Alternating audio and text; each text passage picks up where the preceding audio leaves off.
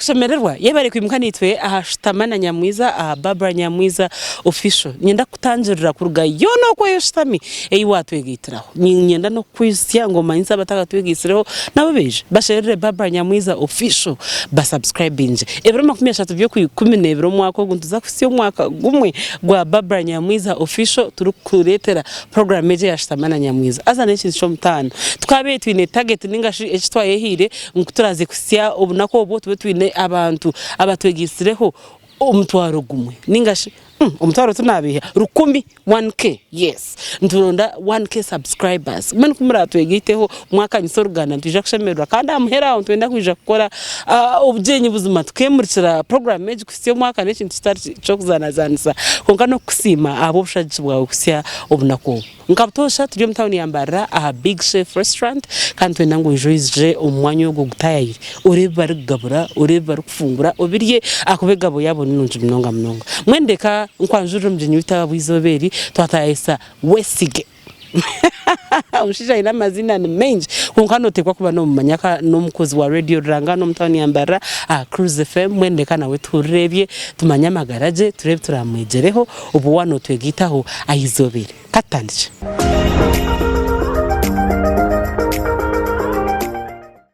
nakushemerwa Wesige karibambe Wesige n'Uruganda n'Urki tinkumanya konka ecyo kubanza nyenda kusima yebari kuntayayisa yebari niwe kwijoka tayayi kantandike no kwetisa ndio mshiga konka nkasisikara za Kampala abaciga batakwita batanyeta urinyankore rwanje rwijiro Ruganda konka ntiza kugezaho ntuza ku rugamba buzima na hati nde twarugambere katwa kushemerwa Wesige karebambe abaciga bone bakwetari abaciga ecyo kantandike nananka abaganda twatwine enkora yitu no tanko rugamba yo kuruka tambura ngo muganda hatambura ngo muciga ati kantambura ngo muciga I was born called Ronald Wilfred Wesige. That's what I saw on my birth certificate. That's more than 30 years ago. Uri mushija mukuru otyo? Ndio mushija mukuru mno. And my parents, my father came from Rukunjiri. Echaro no tumanye? Nyakishenyi, nindega Nyakishenyi. Nyakishenyi neba rindaho. Nyakishenyi na Tsizi mbasa kwa biri nko ishazana negombora. Ninyendo muruka na necharo LC1. Echaro ni Chibari. Chibari kando muruka. Omuruka ngwete Chimbwenu. The parish or parish, what? Ni Tsizi, no shani Tsizi. Okay. Kungano wamanya naragano ntwarayo. Kurunje mononga. Nenkumisha tuwaika ananka ayirwa road ya Tsizi. Just about 3,000 on a border. No wachire. Ngawa hamanya bizima. Mbwenu tata kafuruka akarigayo in the early 70s as Kasangati. That's where they met with my mother. Kasangati wakiso Kampala. Kampala. Yes, in the 70s. Furuka karga nankar kunjiri akaza Kasangati kikachirishije no kuza kurondo mu rumunji. Akari omusirikare. Akari omusirikare wa polisi. So they were during the meantime that transition from Amin to the elections of the 1980 about that. So he entered police and he was deployed in Kasangati. That was his first station. Mama akari omwana muto munonga. They wanted to marry my mother off in child marriage. So she had escaped from Masaka to go and stay in Kasangati with a sister. Sister wa umurumuna we nari mukuru we. Akari mukuru we. Of course takaba murumuna at this point with that scenario. Yes. But I think they were cousins at the time. So she escaped and went to avoid the child marriage. So when she reached there, that's when they met my dad Yaz Ford. And my father, I'm told, had married a lady, but they had spent about 6 years without a child. So tata kakosogo mukisa kutungo gomwana akari muto munonga mami wanje. They got married. My mother told me she got pregnant and she didn't know she had to go back. When she went back to Masaka, she discovered she was pregnant. That was in 1980 of our firstborn. Came back. She then came back. And my parents had a wide gap of age. My dad was older than my mom by about 15 years. Yes, but they had 8 of us, and I'm the 5th born. harimo abeshitse Abishiki babiri. bakuru hariwe Mnongo. Olivia na Joan. So because of the transfers, the nature of the job, my father was transferred to Masindi, and that's where I was born. And the maize, yes, yes. Masindi n'abanyoro N'abanyoro. mwene ukamara iwe kungana Tata akari mu training school, akari commandant or Kabariye training school. That's where I was born.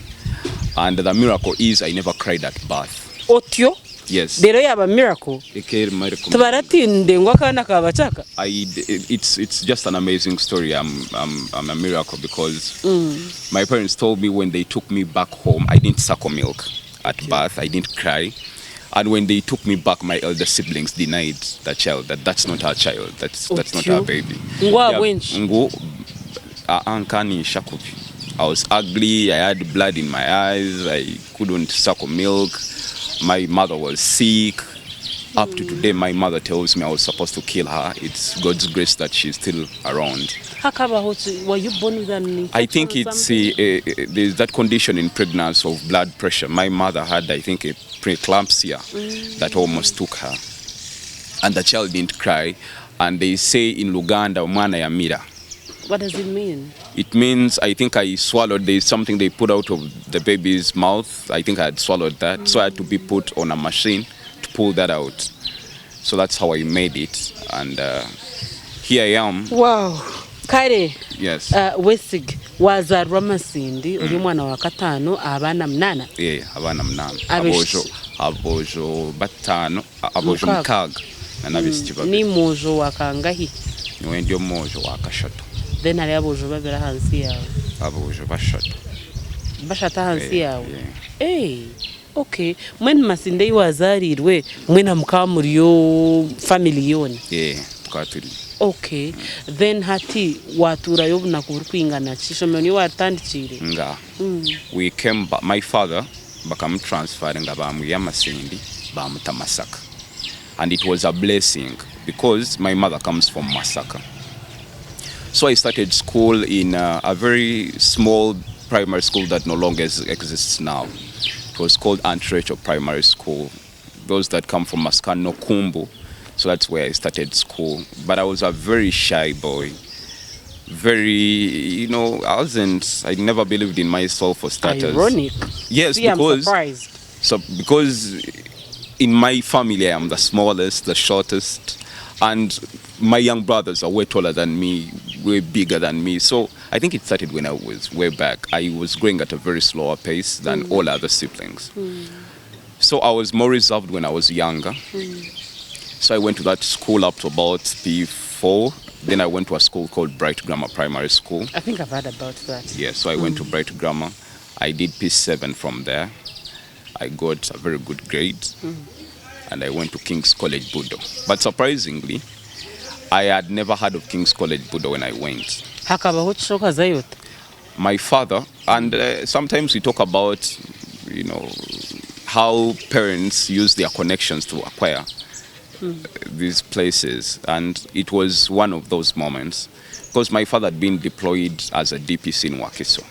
Kunkabanzoni ndeto nanka Wesige wantwara wankara katati yongamba yanyerijende twaza Masaka eiwa ukazarwa Masindi wa Braga yo bija Masaka ishome watanchira Masaka uko Bright Grammar kamarecha mshanju ebwene chimasa mukatura Masaka ubwire buriwa barumna bo bakazarwa Masaka bona mbwenu bona hato obwo ekaya sharamungu basetorinje Masaka so waheze cha mshanju then mwagenda was secondary school konkumka hagumira Masaka nakwetegereza so ukotari kumanya budo your daddy atunga networks ze yes because he was the DPC in Wakiso.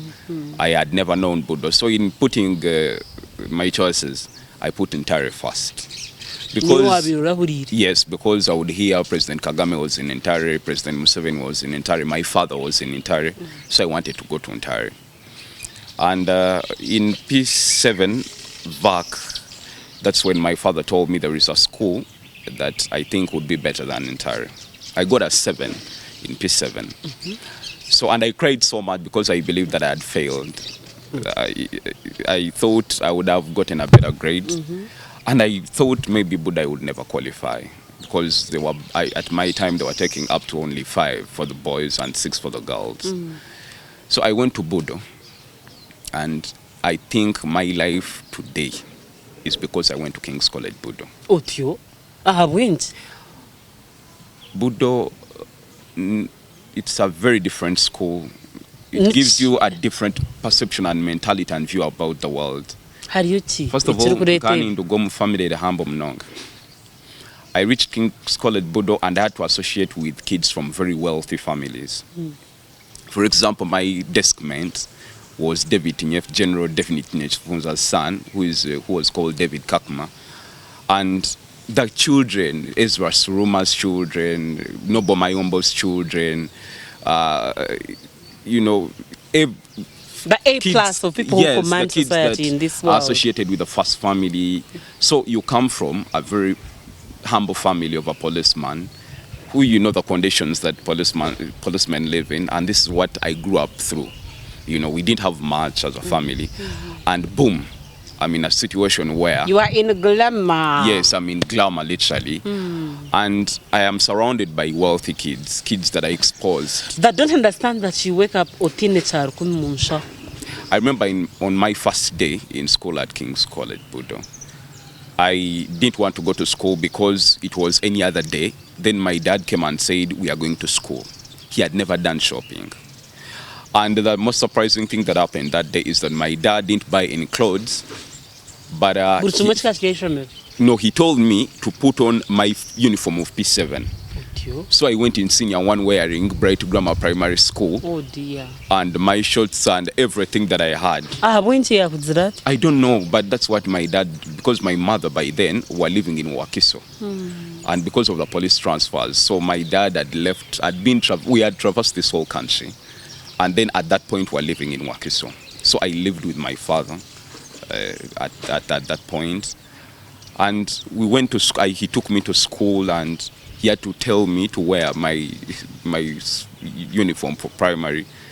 And I reached school, I had never gotten anything. When I reached Budo, all kids were living not in Uganda, in my thinking, because they were wearing very nicely. People had clothes.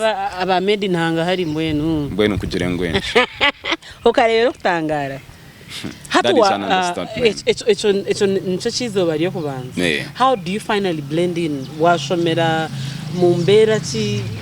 Did you make friends, for example? What made you get those friends? Because you're 2 worlds apart with those children.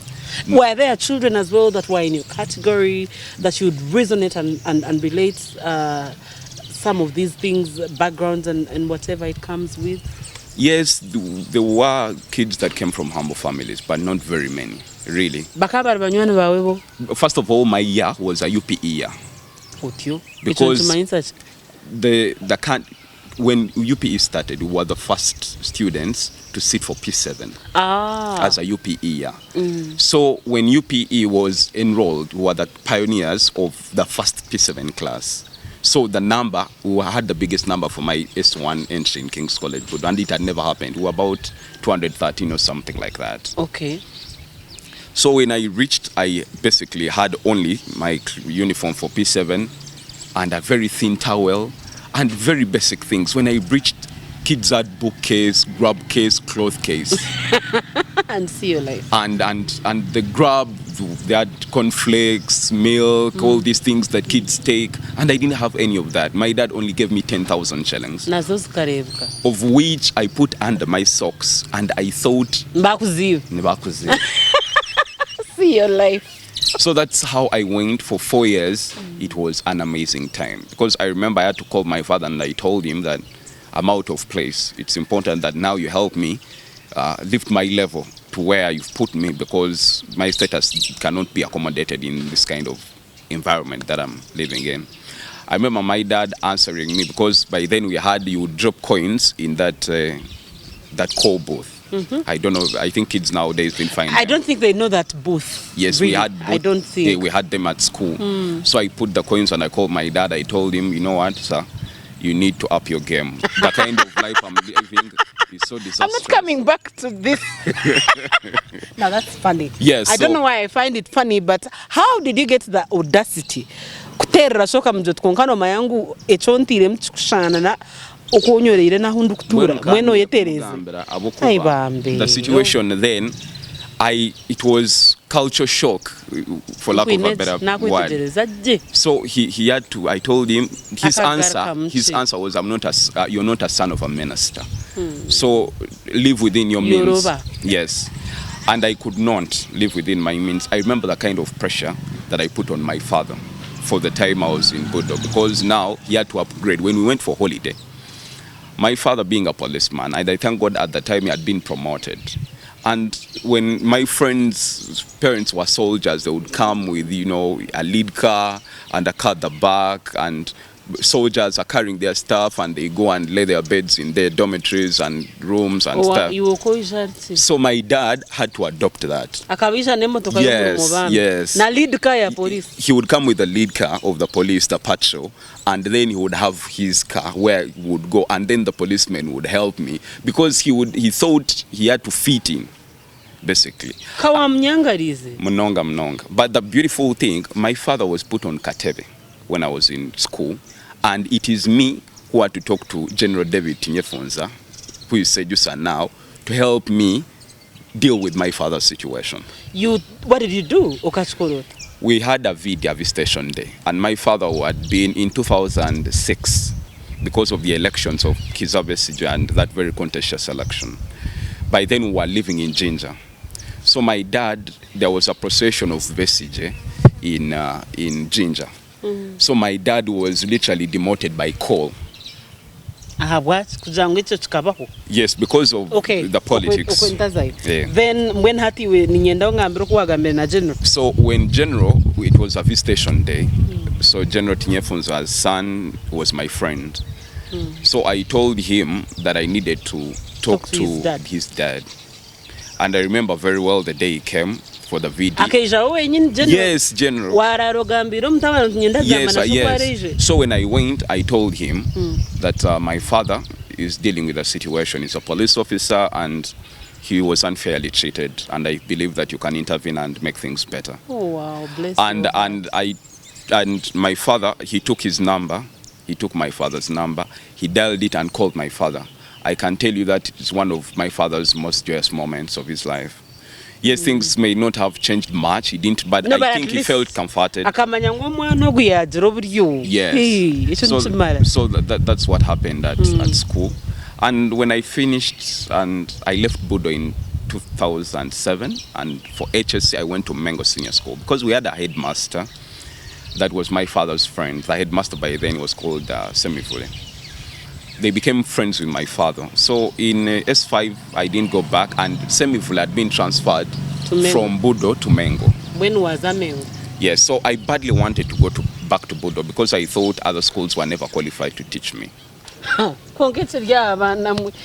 the mentality I had. I hear you. You really had been brainwashed. Yes. That's the word. Yes, because I thought my life was only suitable in an environment that Budo provided. But when hangatari kukora nshovi kurje yoze mengo ushense ukanoza kujitura moto because you were seeing yourself somewhere on cloud 9. Literally things were on a silver platter and things had to be that way for you. Yes, for example, there are things I remember, and I think they were just so obnoxious. In my senior one, when I went back for holiday, I never spoke Luganda for even once. Only. Ati nyowe nze kugamba Luganda kandi ndi kuzabudo. Haro. Ndi kushomera budo mazima ngamba Luganda. Kashungo chigokora jerzo no kurugamba. Tukagamba rukiga. Nano mukabura kartari. Tata kana arugamba konka can't twaranke chinto kushwaza. It's the way you see Banyarwanda here. There are Banyarwanda who would perhaps not tell you that they are Banyarwanda and tell you there's something else because they thought the stereotype, that would be associated with. I hear you.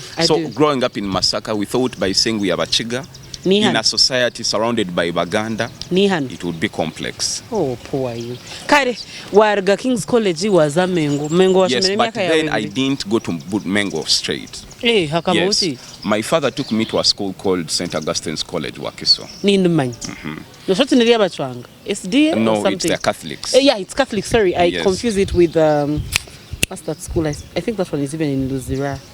That's SDA. Carry on. Yes, so when I went there, I remember my father went to Budo to bench for the last day, because they call it benching, where you go and try to talk to the head teacher to give you an opportunity to get back to the school.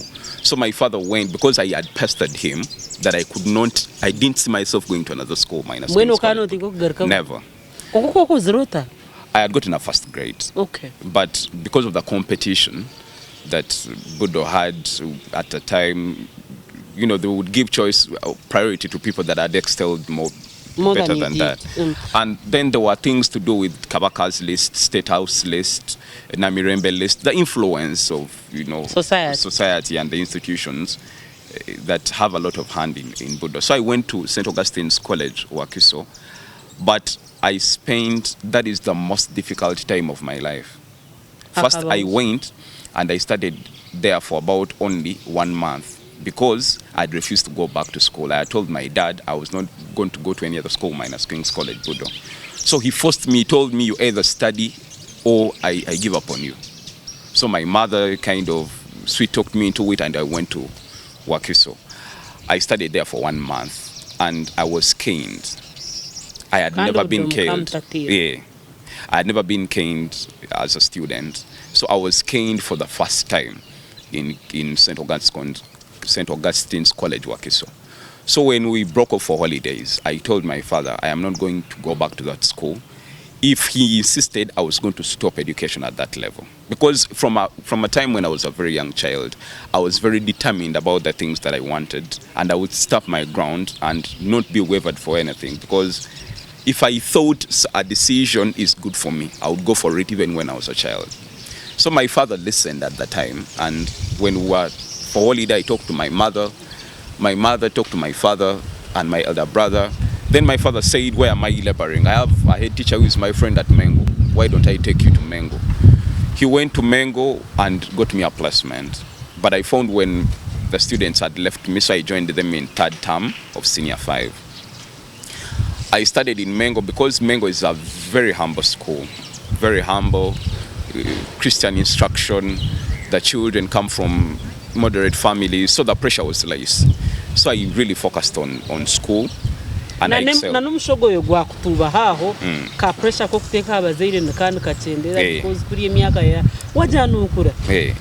at the time, our fire brigade headquarters, our clock tower, my dad was on Katebe. Remember by that. Because what police does when, for example, you're an RPC or a DPC and you're fired, quote unquote, you're literally put in a position where there's literally no work or where you cannot deploy your skill set. So that's what had happened. So my father was at Clock Tower, so that's where we lived in a one bedroom and living room. So we had only 2 rooms where I lived with my parents. And I feel for families that have to endure such humiliation, especially in, barracks and stuff. So I went to Mengo, studied. I was among the best students in my year, because I got 23 points out of 25 in my year. Yes, because I knew the influence that was in Budo was out. Now I had to focus. I had been a spoiled child, so I had to focus. I went and got good points, and my parents were very happy. But I must tell you, and in that year, my father fell sick in my VAC. In fact, after my result came, my father was diagnosed with kidney disease, and he had diabetes and hypertension at the time. And he was in and out of hospital the whole time. And me and my father were very close friends, and we shared a lot of traits. So when he was sick in VAC, I didn't know what to study at university. So I asked my father, what should I study? I like law, but I was very good at economics. And at that time, there was a recession in the United States. and Obama, if you remember, the campaign of 2008, and Obama was campaigning to be president, and it was on that background that he wanted to get it to the White House, and it was about dealing with the economic crisis and depression and credit crunch, if people can remember those words. So I would watch a lot of CNN, BBC, and Al Jazeera, and I would see whites talking about, stagflation, unemployment, inflation, and all these economic terms and jargons. And I felt they were the most brilliant people in the world. Because they were explaining things that were happening at the time. And I would spend the whole day in my Essex back following what these land individuals were explaining about the economic crisis in the US and the globe. And fuel prices at the time. This is not a new thing. Yeah. So I asked my dad, what should I do? I feel I am made up to be a lawyer, but I'm very good at economics. I remember my father was very frowny, and I saw death lingering around him, because my dad was a very talkative person, but in his last time on the earth, he lost words. You talk to him and he looks at you like this, and he literally didn't speak anything. So I asked him what I needed to study. He told me, please study anything that you really want. Me, I'm around, I will support you. I think it was God who told me, go and study economics. So I went and applied in Makerere University. I remember standing at the Senate building and asking God, should I study law? Should I study economics? Should I study law? Should I study economics? Think about the conditions that my father was dealing with, health-wise. I applied for economics because it was 3 years, and I went and did economics at Makerere University, and performed very well. And my father, unfortunately, passed when I was in first year at Makerere. The story of tuition is a miracle altogether, because we had to vacate a government house, go back to Masaka. I was left in Kampala to get a rental property in Kampala because my parents had not built in Kampala. I rented in a place called Nakulabi, a ghetto. There was a place called Chuunya, and it kind of shaped me in a way. That's a particular stage of life where I was also shaped. Wesige wabudo. Nakulabi Chuunya. The irony of life. I had to be humbled that way. So I learned at a very young age, I think I was about 19, that I had to survive on my own. My mother had left and gone back to Masaka, where they had built a small house, and me had to stay in Kampala and stay in this rental property. So I survived there, and I wasn't sure of where tuition was going to come from. But God's grace, my father, I think, had invested in a few assets. So they sold some of those, but they could not complete all of us through school. And I had, in the night, I would carry milk around Kampala on cans. You know, when these trucks leave Mbara, Rushere, whatever, the milk comes and goes to Kampala, we would wake up at about 1 midnight, 2, and go and supply the different coolers within Kampala. So I did that when I was at university, and guess what I was paid? I was being paid 5,000 Ugandan shillings at the time, and it's on that I had to buy handouts at university, facilitate myself through university, and it was a job that I did every single day, Monday to Sunday, and it was a night job, and I did it diligently, because I remember... For the 3 years? For the 3 years. They trusted me, and I think it's one of the values that I think young people should adopt. Honesty and integrity are very important, because I remember at the time I had transitioned from being able to carry the milk to counting the money. So they would allow me, because these people would make a lot of money. So they were too busy, and they needed someone who would count this money, arrange it, and take it to the bank. So I did that for all that long, and I was never paid for it, because my job was at night. So during the day, when we came back from supplying the different coolers, I would count this money and take it to the bank. That I did with honesty. I did not steal even 1 shilling. Owino, because Owino was just behind us. So we'd pack the in the fridges, and then I sell it. In each bucket? Yes, in each bucket. So I did that, And then I sold airtime, the airtime cards. That's scratch cards in the old taxi park. I did that. Then I remember the most greatest experience that I had was when I had to go and be a porter on an estate in Lubowa. And when I reached, remember, look at my size now, and what I'm telling you happened about 15 years ago or something.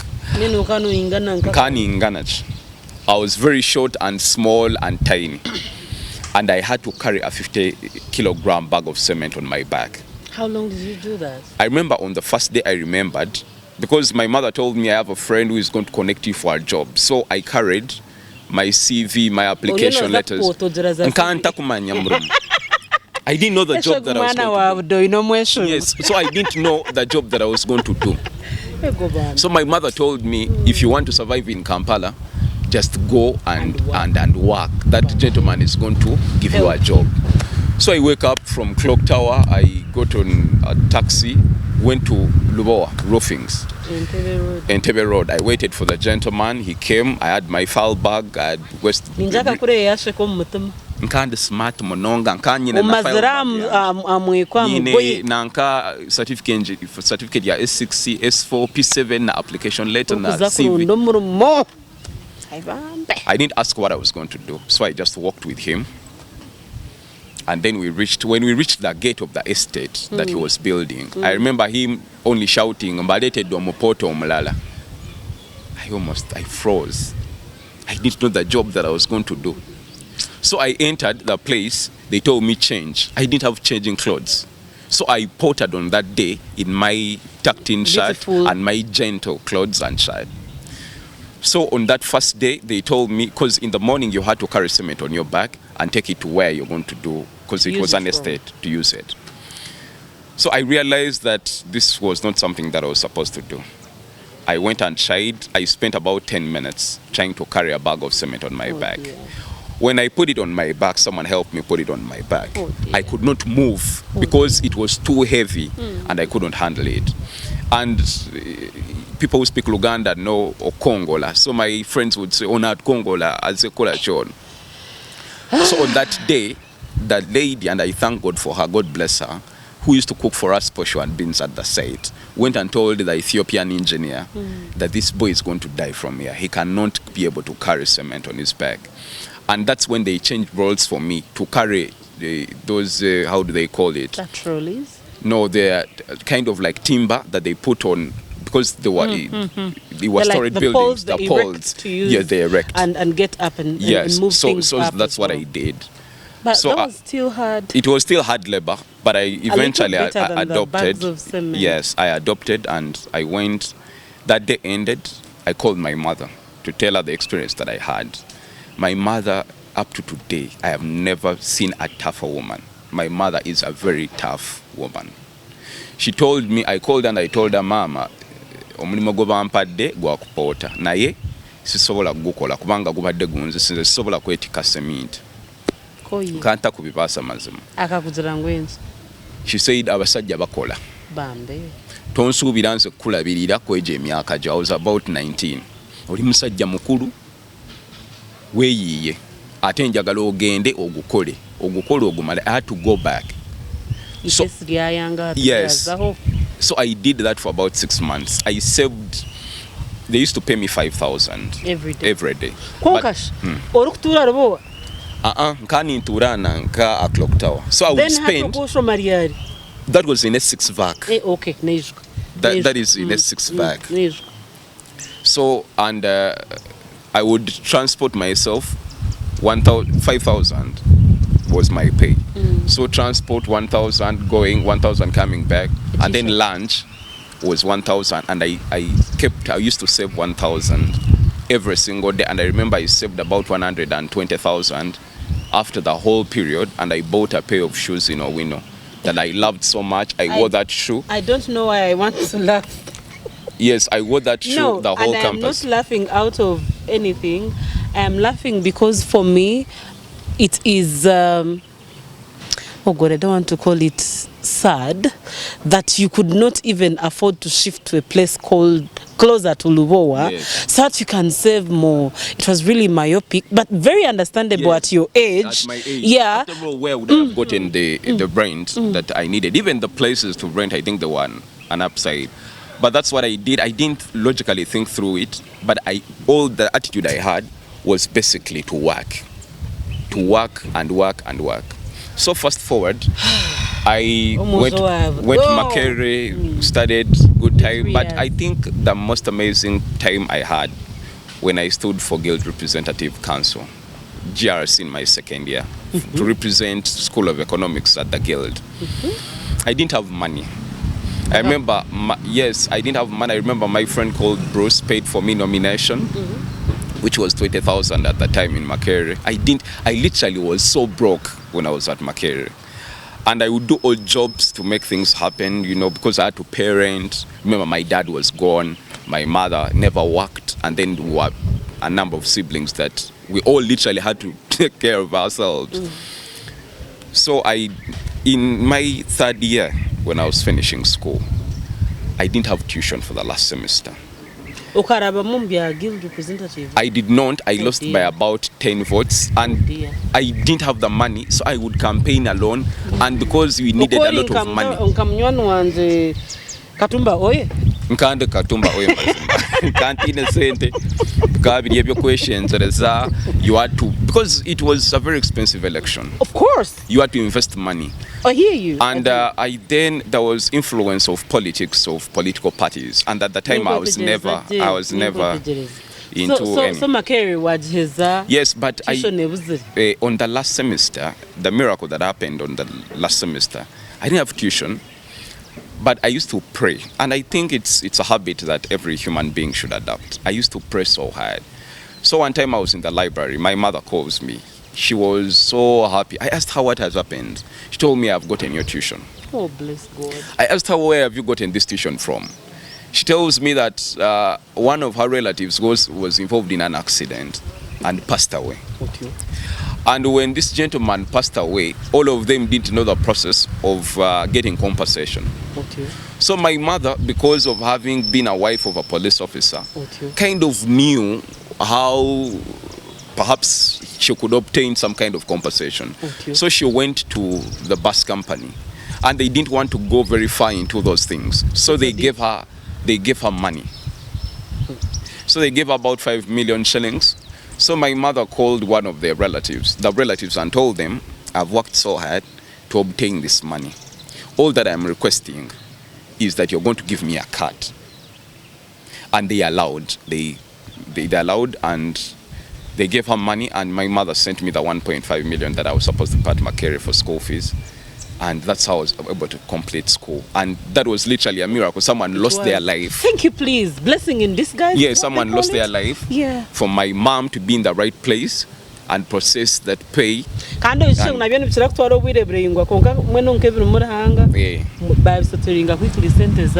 Okay, so Makerere watches. So when I finished Makerere, Kagarukom Kamasaka, because I didn't have a job and Kampala was hectic. Of course. You cannot go back saving. So I went with my mother, and I told her I needed to start something. So there was a radio station in Masaka called Best FM. So when I went to Masaka, my mother would tune into radio.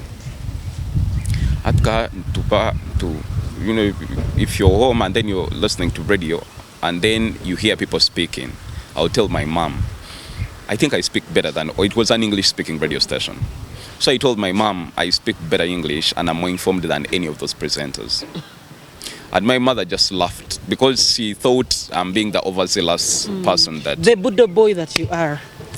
So I told my mother, I'm going to get crashed. I'm going to go to that radio station and I'm going to ask for an opportunity. When I reached Best FM, I just hit the nail on the head.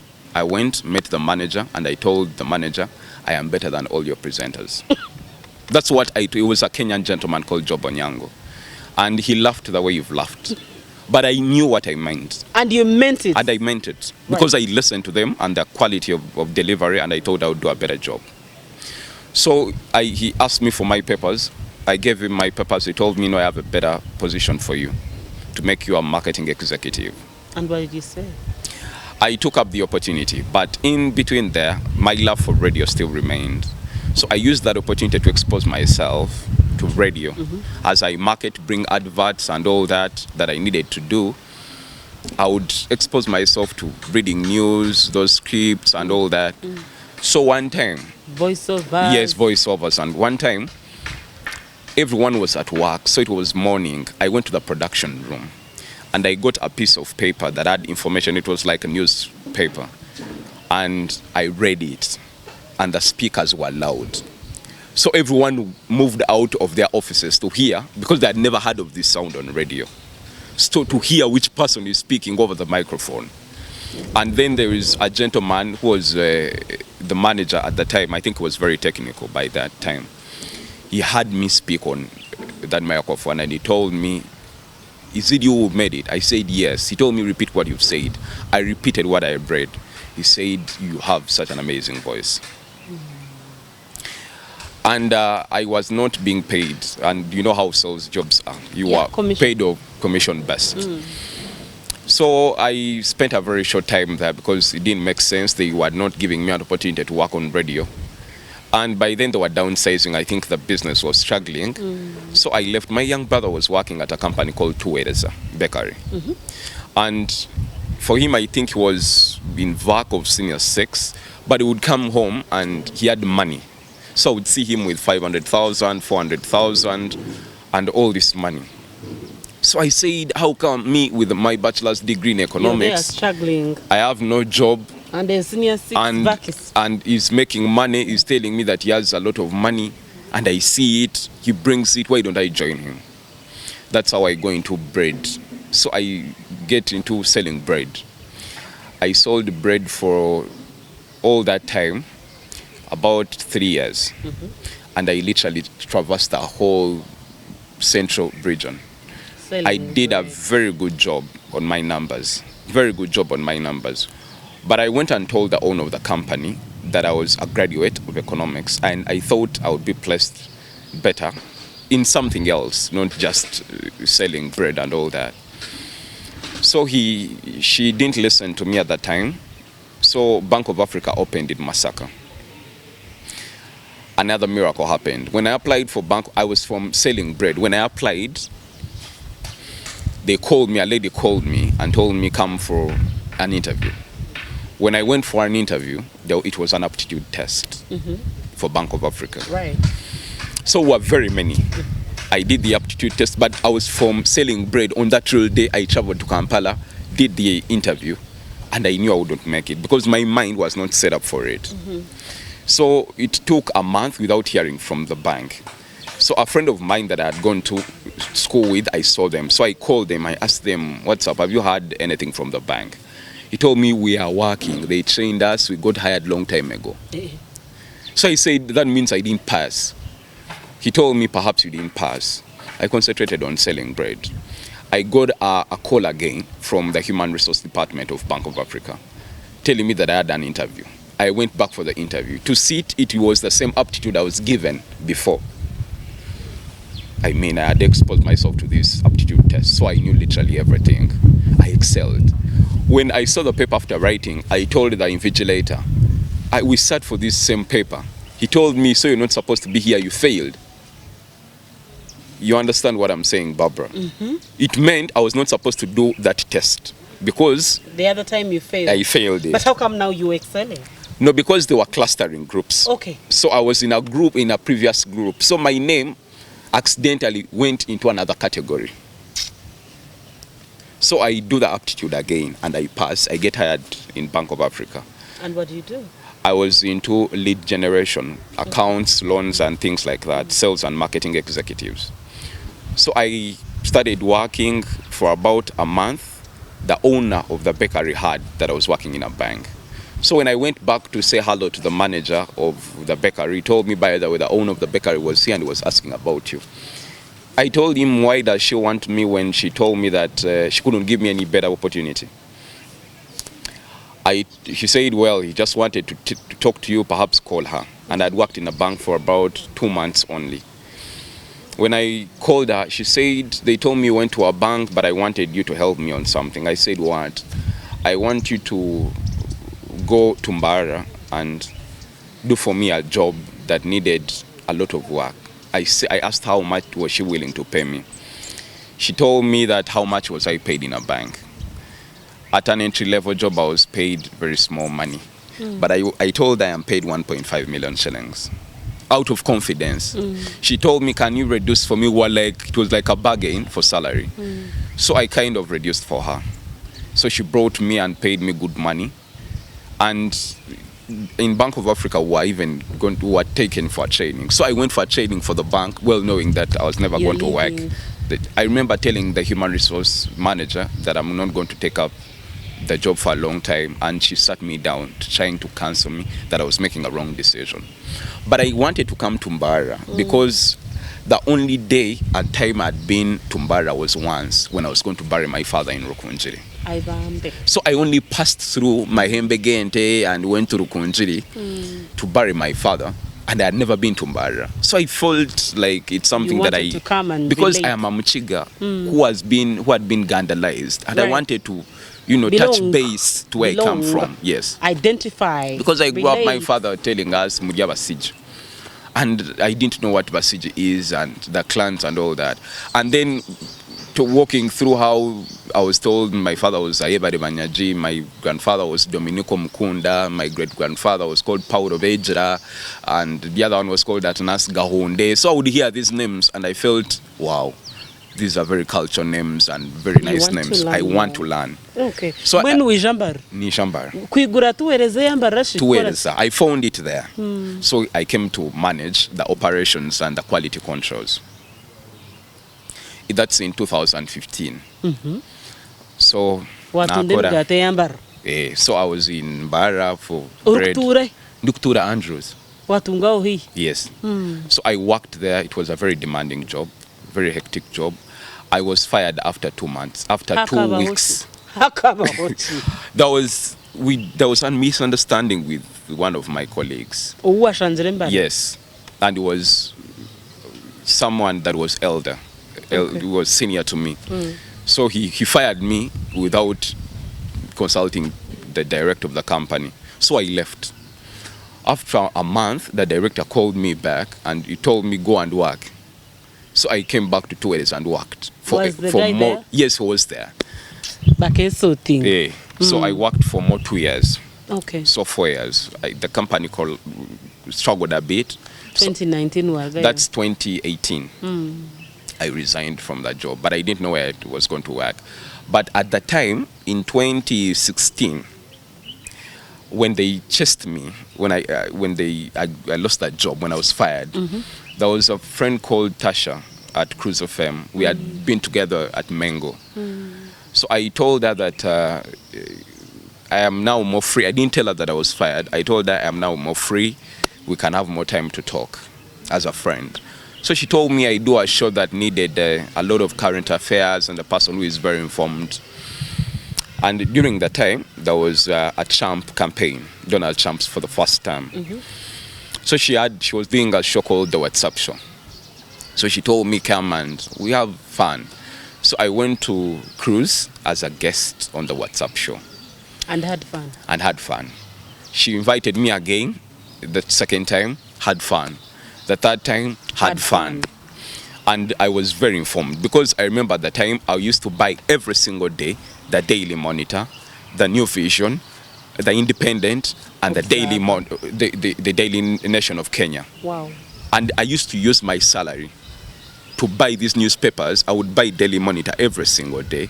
I would buy the East African every week, the Independent every time that it came out. I think it came out every week.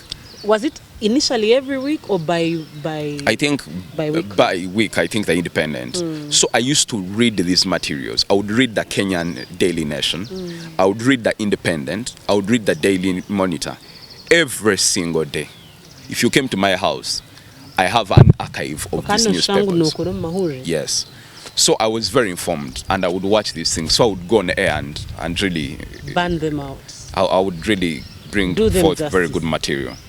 So I think management got interested at that point, and I was invited to meet them. So she told me management wants to talk to me.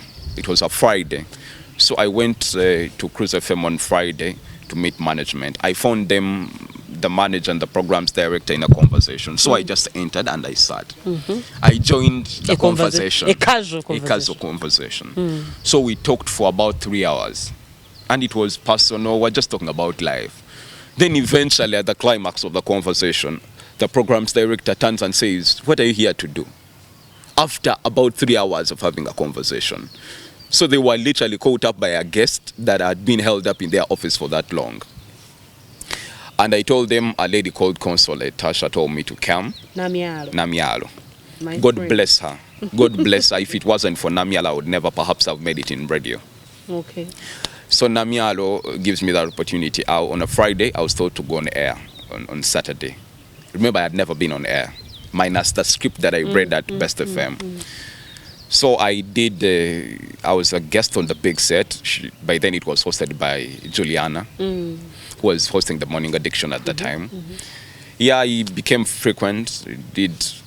After about 6 months or something, I was hired as a host for that show. That's about mid-2016 or end of 2016. And I've hosted the big set from 2016 up to date. It's been an amazing journey. So I was hosting the big set at the same time doing tours. Yes.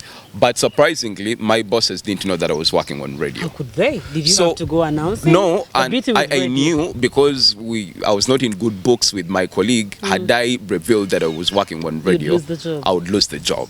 Because he would make sure that during that time, he creates an assignment that I had to accomplish so that he fails me. That's what I thought. But he later got to know that I work on radio without me knowing. So he would see me leaving and he would ask, "This gentleman has left." Perhaps he wasn't as very inquisitive until one time he told me, "Oh, I listened to you on radio. You're actually doing a good job." In good faith? In good faith. Bambi. So I kept on doing radio. I really enjoyed it until I left the job of bread, and it had done me well. But in between there, I met a young girl. Yes, I met a young girl, and I had a daughter called Nyonyozi Morozi. And I had a son quickly called Buchurezi Sankara. So I had those 2 kids. With your lady? With that lady. That was in 2017. Okay. The kids have now really grown. They're with my mother. And I moved on, concentrated on radio, but I didn't have a job minus my Saturday show. So I kept just reading and just doing a good job. Until 2019, when I was home, no job, I thought I should go back to Kampala. And I said, but Mbara, I've made friends. It's been home. It's been home, and life is good. There's more beyond the work for you in Mbara. And I loved the fact that now I'm surrounded by people who share culture. We are not like in Kampala, where I'm the only Muchiga and all that. So here I loved my culture, and I had time to now go back to Rukunjiri, relate with my other people. Yeah, my father's sisters, my father's brothers, and just associate with the people of Nyacheni Rukunjiri. So I had no job at the time. I was very stressed. They were very difficult times. So LDC starts in Bara. And because I live in Andrews and LDC is just above me, people would come to my gate to look for houses. So every time and again someone would open to ask for a house. I said, what is happening? People are looking for houses frequently, and I had no job, basically. So I take interest as a person who was going to school to ask what's happening. They told me there's a new campus, LDC students, and they're looking for houses. So what I did, I woke up and literally combed all houses around Chamgorani, Andrews, and Savea. I got them on my fingertips. Became a broker in short. I became a broker. It's a job that I'm very proud of. I am today what I am. All that I've been able to, achieve is because I'm a broker. So got houses for students. And remember, I had a dream of being a lawyer. Remember, I was only stopped by my father's death. So I started associating with lawyers. I got them houses, and a student would call me from Kampala. Is this Wesige? I say yes. I want a house. Which kind of house do you want? Because I have a smartphone, I go take pictures and WhatsApp them and all. And WhatsApp them. They're like, yeah. Then I'm like, don't you need a bed? Don't you need a reading table? Yes. They say yes. Some of them had never been to Mbara before. So So I went into furniture. Remember, I had gotten some capital from being a broker. I had gotten for literally 90% of the students. Mnonga. Waronda amaju watamuna ibyo byona. Wabikora kwingana ki? Up to now, I'm still a broker. Nchoro gukora Monday to Friday. Yes, I do. I'm a broker. So I got these students' houses and I went into furniture. I went to Mark and Sing, and I reached a gentleman, God bless him. He was a carpenter. I told him I have a plan. Can you make for me 50 beds? I got all the money that I'd gotten from being a broker, and I told him, can you make for me furniture? We made furniture, and I made beds, reading tables, and racks and all that, and I sold to LDC students. I made a lot of money. You could sell like twice as much also. I literally supplied above 70% of those students. Wow. So I made good returns. So I realized these students needed professional shirts as lawyers for their moot sessions and flaps and gowns. I went to Kampala to LDC, bought the shirts and flaps for lawyers and gowns. I went and sold them. I was very busy. I can imagine. Whenever LDC had an event or anything, an entry where they would come, I would be the busiest person. So I would run around, make sure that these students were set for all their year. Wow. So I am still in furniture up to today. I sell furniture. What a story. From that point, I am still a broker. And you still host your show? Yes, and I still host a big set. Okay. Obwire bwatwaho Wesige. Nyenda kumanya mbigambo bishatu. Ekikozire cyo niki? Mbwenu ntanchirenkahi. Ebigambo bishatu byonka. Ekyo kuteeka ncho kitumire Wesige yaba Wesige uturiyo nturebe uturukumanya. First, after all that, when I went into all this at LDC, we went into COVID. Yes, lockdown. So I had picked my documents to go and study law at Bishop Stewart University to teach myself law. So when COVID came, I put it to hold. I got the papers, put them at my workshop for furniture. So I didn't study law until when they lifted the lockdown. I am now a second-year student of law at BSU, teaching myself, fulfilling the dream that I had when I was joining Makerere University. And now, because of the association of different lawyers, I have so many lawyer friends. Some people might even think I'm into legal practice already because of the association that I have with them.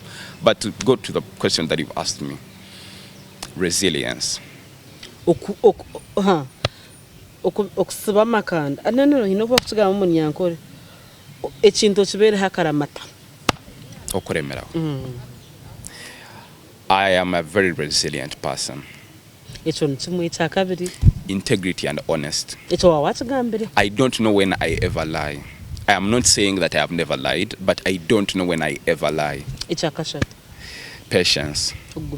Yes, I think that comes hand in hand with resilience. Yes, because if you want quick things, you're going to have problems. They come at a cost. Right. So I have been a very resilient, patient, and hardworking person. Yebare Wesige. Yes.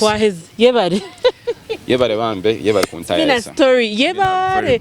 I am looking at a Buddha boy. My goodness. Yes.